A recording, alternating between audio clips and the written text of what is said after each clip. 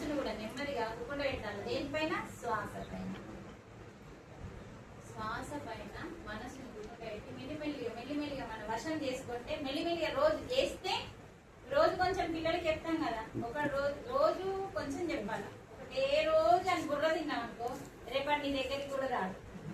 అందుకని రోజు కొంచెం, అందుకే రోజు కొంచెమే ధ్యానం.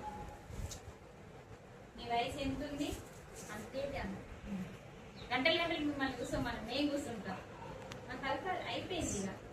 కాబట్టి వయసు ఎంత ఉందో అంతసేపు మనసు ముందుకు రావడానికి ఫస్ట్ ఒక దారి.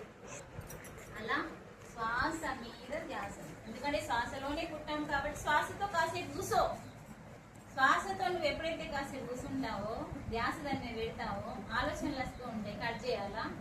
ఎప్పుడైతే నీ శ్వాస ధ్యాస రెండు ఒకటైతాయో అప్పుడు నీ శ్వాస చిన్నదై రెండు కనుబొమ్మల మధ్యలో చిన్న వెలుగులా ఇక్కడ జ్యోతి వెలిగి ఇక్కడ కూర్చుంటుంది. అప్పుడు బ్రహ్మానందం ఓపెన్ అవుతుంది. ఇక్కడ పైన ఉంది ఒకటి అసలైంది ముక్తినిచ్చేది. వీడికెళ్ళి మనం తెచ్చినాం అనుకో, మన జీవి ఇళ్ళకెళ్ళి పోయిందనుకో భూమి మీదకి రావు. మళ్ళా ఇళ్ళకెళ్ళంట, అళ్ళకెళ్ళి ముక్కులకెళ్ళి, షోలకెళ్ళి, కళ్ళకెళ్ళి, నోట్లకెళ్ళి, కింద 2 రంధ్రాలు ఉన్నాయి. అవి ఇళ్ళకెళ్ళి పోయినాం అనుకో మళ్ళీ వస్తావు. సచ్చినోడు ఇళ్ళకెళ్ళి పోయిండో చెప్పచ్చు, మళ్ళా జన్ముందో లేదో చెప్పచ్చు శవాన్ని చూసి. అందుకని ధ్యానం అంటే ఏంటిది? మనలోని 9 నవగ్రహాలని రంధ్రాలని మూసేసి 10వ రంధ్రం అనే బ్రహ్మరంధ్రం, బ్రహ్మాయుడ రంధ్రం పెట్టుకుని కూర్చున్నాడు. కానీ నువ్వు నీతో నువ్వు ఉన్నప్పుడే అది ఓపెన్ అవుతుంది. మనతో మనం ఉంటామా ఆంటీ? మనతో మనం ఉంటామా?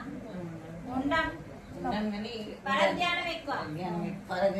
ఇక్కడ కూర్చున్నప్పటి నుంచి కొంతమందిని పిలిచిన అన్న ఒక ఆలోచన నచ్చిందా లేదా రాకపోయి, అది పరధ్యానం.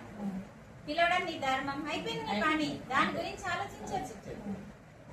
ఎందుకంటే పిలవకపోవడం నీ అధర్మం, పిలవడం ధర్మం. ఈ ధర్మం నువ్వు చేసినావు, నీ కర్మం చేయి అంతే.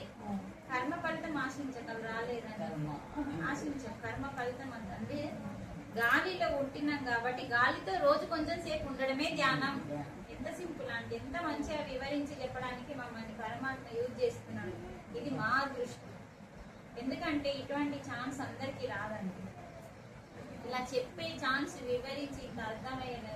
నాకు గొంతునిచ్చిండు, చెప్పే వివరించే నాలెడ్జ్నిచ్చిండు. ఇది నా అదృష్టం. ఇది అర్థం చేసుకున్నాను నా భర్త.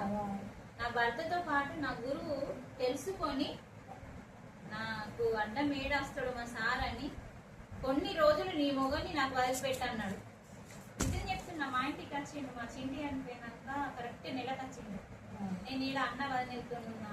అప్పుడు బాగా డౌన్ అయిపోయింది, నా చెత్త పోయింది. ఇక ఏడ్చి వాళ్ళతో ఉండదు. ఎందుకంటే మనం నెగిటివ్ లో ఉన్నాం. శరీరం పోతే ఏడుస్తున్నాము అంటే నెగిటివ్. అందుకే జాతస్య హి ధ్రువో మృత్యు మృత్యు ధ్రువం జన్మామృతస్య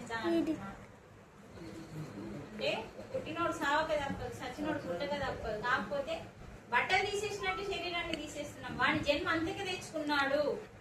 ఎందుకంటే కొన్ని కర్మలు ఉంటాయి. తల్లికి కొడుకు, తల్లిదండ్రులకి కొడుకు కొన్ని కర్మలు ఉంటాయి. అంత పెద్ద సబ్జెక్ట్ కర్మ సిద్ధాంతం. మరొక రోజు తెలుసుకున్నాం. కర్మ సిద్ధాంతం తప్పకుండా తెలుసుకోవాలి.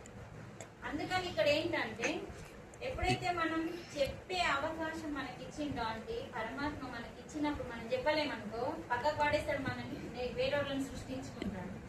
మరి మనకు అవకాశం ఇచ్చినప్పుడు మనం ఎంత యూజ్ చేసుకోవాలా? ఇప్పుడు నేను యూజ్ చేసుకుంటున్నా.